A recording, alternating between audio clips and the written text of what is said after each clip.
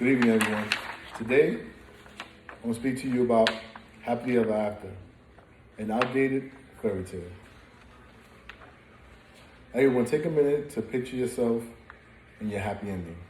What do you see? A husband, a wife, 2 kids, a boy and a girl. You might even see a cute dog with a pretty bow around it. Sun is shining, the air smells like honey. For most of us, this is what society, TV, and even our own parents told us that happily ever after looks like. But the truth is that almost half of all marriages end in divorce. Shocking, scary, but very true. And we haven't even discussed the cost of weddings, divorces, the financial toll a spouse can take on you. If that spouse has a bad spending habit, guess what? That's your responsibility also. So does this really sound like a happy ending? I don't think so.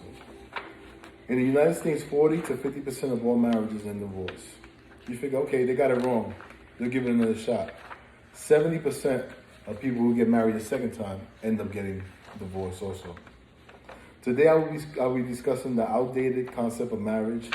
And by the end of my speech, I will give you the ammunition you need to make an informed decision on whether or not to get married and find a different way to find your happily ever after.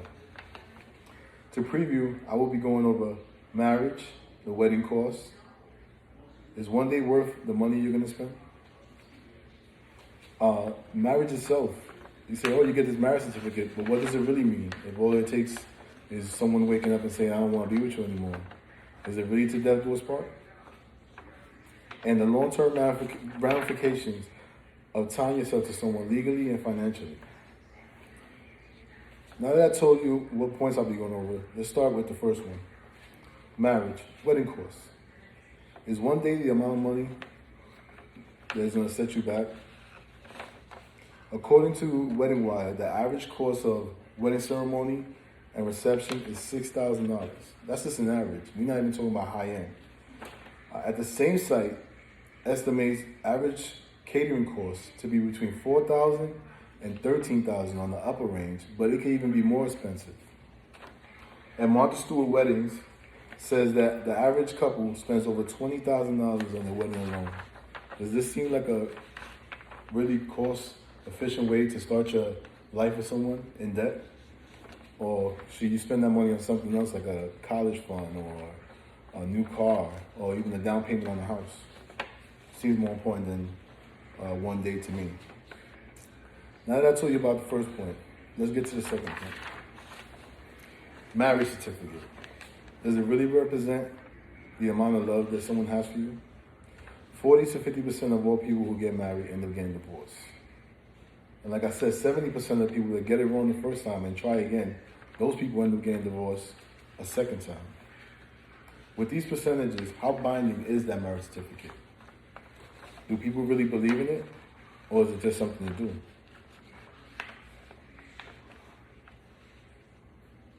Now that I talked to you about the cost and the reality of the commitments, let's get into my final point. Marriage, the long-term ramifications of tying yourself to someone legally and financially. Is it really worth it? Do you know that many states your spouse is entitled to half of everything you own, even if they didn't help you earn it? So if you get up to go to work every day and your spouse doesn't, if you guys decide to call it quits, that person is entitled to half of whatever you made during that time, even if they didn't put in the sweat that you did. And have you heard about the marriage penalty? You pay more per person in taxes as a married couple than you would as a single person. Another reason not to tie that knot. And do you know that you are also responsible for credit that is opened together that can negatively affect your credit even when you're no longer with that person? So you open accounts, you love someone, you say, yeah, let's do this together, but that person has a bad spending habit and runs up that credit card. Guess what? You are just as responsible as they are. In conclusion, now that I told you about the things that can go wrong financially and emotionally, will you join me and pledge never to get married? And if not, will you at least agree that to be very careful in your decision to get married and protect yourself emotionally, financially in the event that you didn't pick Mr. Right or Mrs. Right? Protect yourself if you do decide to make that decision. But if you love someone, can't you just live with them and build a life together? Is that marriage certificate really binding if you can just get a divorce? I don't think so. So, in conclusion, be careful how you want to go about getting your happy ever after. It could come back to bite you in the you know what.